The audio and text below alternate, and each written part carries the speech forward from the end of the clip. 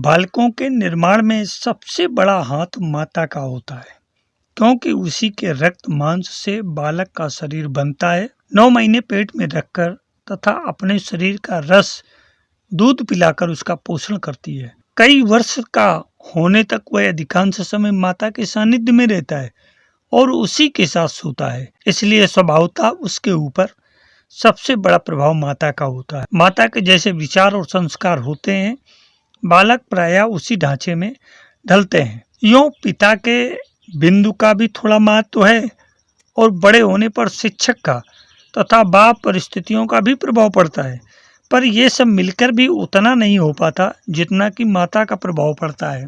माता यदि विदुषी, सुसंस्कार युक्त और उच्च अंता भूमि की है तो उसकी छाया संतान पर भी स्पष्ट रूप से दिखाई पड़ती है। संसार में जितने महापुरुष हुए हैं उनके निर्माण में माता का बहुत बड़ा हाथ रहा है। नारी धरती है तो उसमें उत्पन्न होने वाले पौधे, नर बढ़ता है तो उसकी जड़ें सींचने में नारी का मातृत्व ही काम आता है। जिस प्रकार धरती को नमन किया जाता है, उसी प्रकार माता के प्रति कण कण में कृतज्ञता भरे रहना ही व्यक्ति के लिए उपयोगी है। माता धरती पर स्वर्गीय ज्योति की साकार प्रतिमा है। उसकी वाणी जीवन के लिए अमृत स्रोत है। उसके नेत्रों में करुणा, सरलता और ममत्व के दर्शन होते हैं। त्याग उसका स्वभाव है, दान उसका धर्म है, सहनशीलता उसका व्रत एवं प्रेम उसका जीवन है। मातृशक्ति का सम्मान ही उसका पूजन, अर्चन एवं वंदन है। माँ मदालसा ने बालक के गर्भ में आते ही वैराग्य का संदेश सुनाने लगी थी। शुद्धोऽसि बुद्धोऽसि निरंजनोऽसि, और उसके बालक उसी राह पर चल करके विरक्त हो गए। ध्रुव का सप्त ऋषियों में अटल विश्वास बनाने के संस्कार उसकी माँ सुनीति ने ही दिए थे। सुभद्रा ने बालक अभिमन्यु का निर्माण तब किया जब वह गर्भावस्था में था। वह चाहती थी कि उसका पुत्र भी अपने पिता अर्जुन के समान ही पराक्रमी एवं धनुर्धर हो। शिक्षा का सबसे उत्तम काल वह है जब बालक गर्भ में रहता है। उसे मालूम था कि आधी पढ़ाई माता के गर्भ में पढ़ लेता है, फिर शेष जन्म भर में आधी शिक्षा पूरी कर पाता है। इसलिए सुभद्रा ने अर्जुन से कहा कि गर्भस्थ बालक पर वीरता के तथा शस्त्र प्रवीणता के संस्कार डालने के लिए आप मुझे नित्य उन विषयों की शिक्षा दिया कीजिए। माता के शरीर में ही गर्भस्थ बालक का शरीर और माता के मन में ही उसका मन बनता है। सो आप इन दिनों मुझे जो भी उपदेश करेंगे उन सबको बालक ग्रहण कर लेगा। अर्जुन को सुभद्रा की बात सर्वथा उचित लगी। वह नित्य वीरता एवं शस्त्र विद्या संबंधी शिक्षा उसे देने लगा। बालक अभिमन्यु ने उसे उस सारे ज्ञान को अपने अंतःकरण में धारण किया। चक्रव्यूह भेदन की विद्या भी उसने उसी अवस्था में अपने पिता से सीखी। चक्रव्यूह से युद्ध में 7 चक्र भेदने पड़ते हैं। अभिमन्यु 6 चक्रों का भेदन सीख पाया था, इसलिए महाभारत में उन्होंने 6 चक्रों को आसानी से भेद दिया।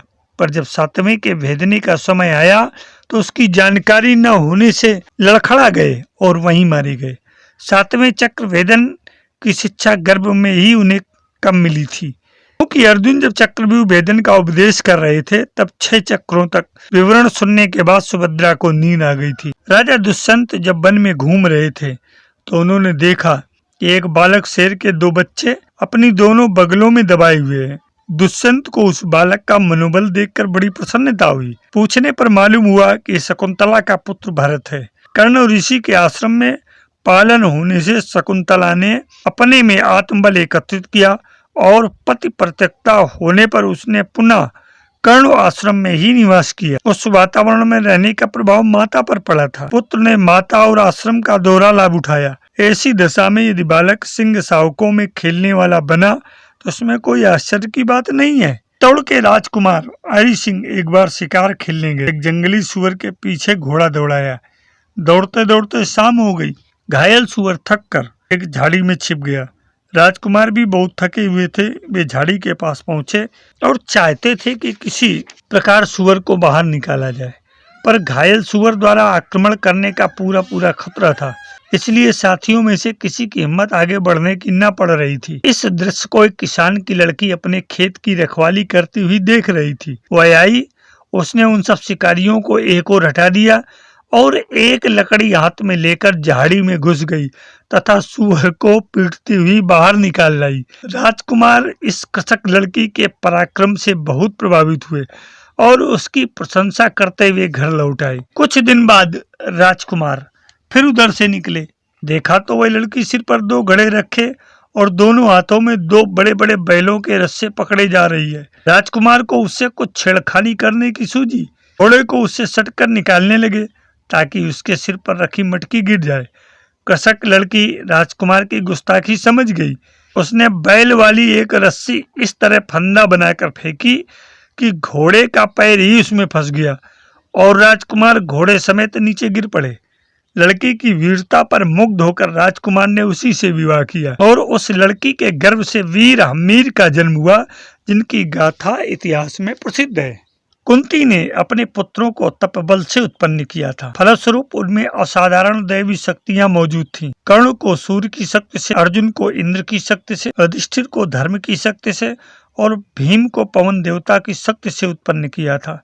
फलस्वरूप उनमें तप तेज की कमी नहीं थी। शक्ति भले ही किसी देवता की रही हो, पर उसका आकर्षण एवं धारण कुंती द्वारा ही हो सका। यदि वह वैसी तपस्विनी न होती तो कदापि ऐसे बालक उत्पन्न न होते। वे देवता कुंती से पहले भी थे और अब भी हैं, पर वैसी धारण शक्ति की नारियां न होने से उस प्रकार के बालक भी नहीं उत्पन्न हो पा रहे हैं। देवी अंजना ने वायु देवता को अभिमंत्रित करके पवन पुत्र हनुमान को जन्म दिया था। उनका पराक्रम विश्व विदित है।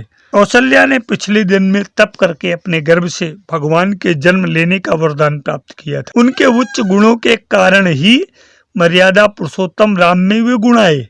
संत विनोबा आत्मिक प्रगति का कारण अपनी माता को मानते हैं। गांधी जी की माता परम साध्वी एवं धर्मनिष्ठ महिला थी। वे प्रतिदिन मंदिर जाती और बिना भजन पूजन के जल तक ग्रहण नहीं करती थी। कठिन से कठिन व्रत रखती थी। चातुर्मास का व्रत तो उन्होंने आजन्म निभाया। लोग इतना ही करते हैं कि बालक स्वस्थ हो, इसके लिए गर्भावस्था में स्त्री को घी, दूध, मेवा, लड्डू आदि खिलाते हैं। कैसा अच्छा होता यदि लोग यह भी अनुभव करते कि माता के ज्ञान, अनुभव और अंतःकरण के विकास का प्रभाव बालकों पर भी अवश्य पड़ेगा। इसलिए संतान को सुयोग्य बनाने के लिए पहले उसकी माता को सुयोग्य बनाना आवश्यक है। यदि इतनी जानकारी लोगों की रही होती तो आज हमारे समाज का स्तर ही दूसरा हुआ होता। राम हमारे घरों में जन्मे, इसके लिए कौशल्या की जरूरत है। कृष्ण का अवतार देवकी की कोख ही कर सकती है। कर्ण, अर्जुन और भीम के पुनः दर्शन हो तो कुंती को तैयार करना ही पड़ेगा। हनुमान चाहिए तो अंजना की तलाश करनी होगी। अभिमन्यु का निर्माण कोई सुभद्रा ही कर सकती है। शिवाजी की आवश्यकता हो तो जीजाबाई का अस्तित्व तो पहले होना चाहिए। यदि इस ओर से आंखें बंद कर ली गईं और भारतीय नारी को जिस प्रकार अविद्या, अनुभवहीनता की स्थिति में रहने को विवश किया गया है, उसी तरह आगे भी रखा गया तो आगामी पीढ़ियां और भी अधिक मूर्खता एवं उद्दंडता लिए हुए आएंगी और हमारे घरों की परिपाटी को नरक बना देंगी। परिवारों से ही समाज बनता है, फिर सारा समाज और भी घटिया लोगों से भरा होने के कारण अब से भी अधिक पतनोन्मुख हो जाएगा। आज हमारे बालकों की क्या स्थिति, इसे बाहर ढूंढने जाने या कोई रिपोर्ट तैयार कराने की जरूरत नहीं है। इनमें से हर कोई अपने अपने घरों को देख सकता है और छाती पर हाथ रखकर कह सकता है कि अपने बच्चों के गुण, कर्म, स्वभाव के संबंध में संतोष है या असंतोष। अब अंधे माता पिता को कंधे पर बिठाकर तीर्थ यात्रा कराने वाले श्रवण कुमार तो ढूंढे नहीं मिलेंगे। पिता का संकेत और विमाता की इच्छा मात्र प्रतीत होते ही गमन करने वाले राम आज किसी घर में तलाश तो किए जाएं। भाई के लिए जान देने वाले भरत और लक्ष्मण यदि किसी बिरले घर में मिले, के आदेश पर बिक जाने वाली सैव्या आज कितने पतियों को प्राप्त है, जानना कठिन है। ऐसे उच्च मानसिक स्तर से भरे हुए परिवार आज ढूंढे नहीं मिल रहे हैं। इसका एकमात्र कारण है नारी की अधोगति। जब सोता ही सूख गया, नाले में पानी कहाँ से बहेगा। नारी ही दुर्दशा ग्रस्त स्थिति में पड़ी है तो उससे उत्पन्न होने वाली संतान के समुन्नत की होने की आशा करना दुराशा मात्र ही है। राणा प्रताप से लेकर स्वतंत्रता संग्राम के क्रांतिकारियों भगत सिंह, चंद्रशेखर आजाद तक ने माँ के आंचल में बैठकर ही पराक्रम एवं चरित्र निष्ठा का पाठ पढ़ा। मातृभूमि के प्रति त्याग बलिदान का बीजारोपण बाल्यावस्था में ही हुआ था। महात्मा गांधी और विनोबा भावे को महामानव की श्रेणी तक पहुंचाने में उनकी माताओं का असामान्य सहयोग था। मातृ हृदय त्याग बलिदान का, उदारता मानवता का स्रोत। अब्राहम लिंकन जब राष्ट्रपति बने तो उन्होंने अपनी सफलता के विषय में कहा, मैं जो कुछ बन पाया हूँ या आगे आशा करता हूँ उसका सारा श्रेय और गौरव मेरी माता को। सिकंदर कहा करते थे, अपनी माँ की आंखों के एक आंसू को मैं संपूर्ण साम्राज्य से भी बढ़कर मानता हूँ। राष्ट्रपति आइजनहावर कहा करते थे, अब तक मैं जो कुछ भी बन सका हूँ वह माँ की स्नेह अभिपूरित प्रेरणा एवं प्रशिक्षण का ही परिणाम है। माता के अनुदानों के कारण ही भारतीय संस्कृति मातृ प्रधान रही। प्रत्येक महामानव ने उसके आंचल में बैठकर स्नेह और आत्मीयता का अमृत पान किया है। मातृवत परदारीसु की भावना का विकास आध्यात्मिक प्रगति का चिन्ह माना गया। माँ के प्रति अनन्य श्रद्धा के कारण ही मानव जाति श्रेष्ठ और शालीन बनती थी। माँ के हृदय से प्रस्फुटित हुआ आशीर्वाद मनुष्य मात्र के लिए अमृत वर्षा के समान है, क्योंकि वह आशीर्वाद हृदय की अंतरतम गहराई से निकलता है। हम जगत गुरु के उच्च पद पर आसीन हुए, हमारी संस्कृति जगत वंद्य कहलाई। इसका अभिन्न कारण माता के प्रति श्रद्धा समर्पण का भाव ही था। कालांतर में इसमें कमी आई, श्रद्धा का ह्रास हुआ। आज माँ के प्रति संतान में वह सम्मान का भाव विलुप्त हो गया है। माता पिता के धन पर तो सबकी गिद्ध दृष्टि लगी होती है, किंतु उनके प्रति कर्तव्यों को मानव बिल्कुल भूला बैठा है। माता पिता की सेवा तो दूर, उन्हें घर में तिरस्कार सहना पड़ रहा है। वृद्ध हो जाने पर उन्हें या तो वृद्धाश्रम में छोड़ दिया जाता है अथवा दीनहीन जीवन जीने को मजबूर कर दिया जाता है। उन्हीं के हृदय से निकले अभिशाप के स्वर आज की समस्याओं के मूल कारण है। इन दिनों फैली विनाश एवं विध्वंस की बाढ़ का एक कारण मातृशक्ति की अवमानना है। प्रतिक्रिया सामने है। माँ के हृदय से मिलने वाले उदात्त अनुदानों से वंचित रहने के कारण जो उपहार समाज को महामानवों के रूप में मिला करता था वे बंद हो गए। समाज को श्रेष्ठ एवं शालीन बनाने के लिए पुनः मातृशक्ति गरिमामय पद पर प्रतिष्ठित करना होगा। हमारा व्यक्तिगत और राष्ट्रीय भविष्य इस बात पर निर्भर है, भावी पीढ़ियां सुसंस्कृत हों। एक पहाड़ी रास्ते पर बैठकर एक लड़का जूतों की मरम्मत किया करता। एक फ्रांसीसी ने सड़क की पहाड़ी पर बैठे उस गरीब लड़के से जूते की मरम्मत कराई। उसने उसकी गरीबी को देखते हुए 1 रुपया दे दिया। लड़के ने बाकी पैसे लौटा दिए और कहा, जो मेरा उचित काम का पैसा है वही मैं लूंगा। मेरी माता ने मुझे सिखाया है कि जितनी मैं मेहनत करूं उससे अधिक उसके बदले में न लूं। यही बालक आगे चलकर फ्रांस का राष्ट्रपति दगाल बना। माँ की सीख को मानकर चलने वाले बालक एक दिन महान बनते हैं। स्वामी विवेकानंद विदेश जा रहे थे। वे माता शारदा मणि के पास आशीर्वाद लेने पहुंचे। माताजी ने कहा, पहले मेरा काम कर, बाद में आशीर्वाद दूंगी। सामने खुली तलवार पड़ी थी। इशारा करते हुए कहा, उसे उठा कर ला। विवेकानंद ने माता के हाथ में मूठ थमा दी और धार वाली नोक उसने अपने हाथ में रखी। माता ने आशीर्वाद देते हुए कहा, जो दूसरों की कठिनाई को समझता है और मुसीबत अपने हिस्से में लेता है उसी पर भगवान का आशीर्वाद बरसता है। तुम्हें भगवान का वरदान और कृपा सदा मिलती रहेगी। विवेकानंद जी कहते थे, महानता के ढेरों गुण मुझे परमहंस जी के पारिवारिक वातावरण में सीखने विकसित करने का लाभ मिला, अन्यथा वे मुझे कभी नहीं मिल सकते। परिवार का श्रेष्ठ वातावरण संस्कारों के विकास में बहुत अधिक सहायक बनता है। गांधी जी जब छोटे तो उनके बड़े भाई ने उन्हें जोर से मार दिया।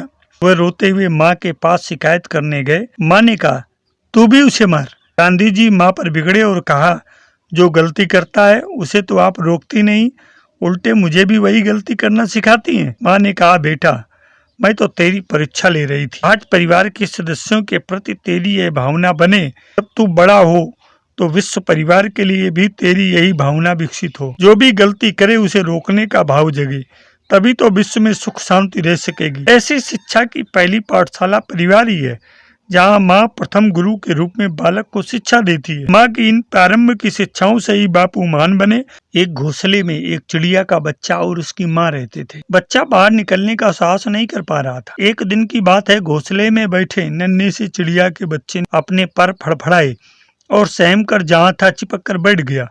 बच्चे को डरा हुआ देखकर माँ ने उसे घोंसले से नीचे ढकेल दिया और कहा, जब तक तू भय नहीं छोड़ेगा उड़ना कहाँ से आएगा। दूसरे क्षण नन्हा पक्षी हवा में उड़ रहा था। माँ तो माँ है, वह अपना हृदय कड़ा करके बच्चे के विकास के लिए कठोर शिक्षा की विधि भी अपनाती। उसके हर काम में बालक का हित ही छिपा रहता है। मेरी जिज्ञासु आत्मीय स्वजन, ये माँ पर और परिवार पर लघु चर्चा आपके सामने रखी, संभवतः आपको पसंद आई होगी। आप इसको लाइक शेयर सब्सक्राइब अवश्य करेंगे और अपने मित्रों को भी इसे शेयर करेंगे। सफल जीवन की यात्रा के इस अंक में आज इतना ही। धन्यवाद।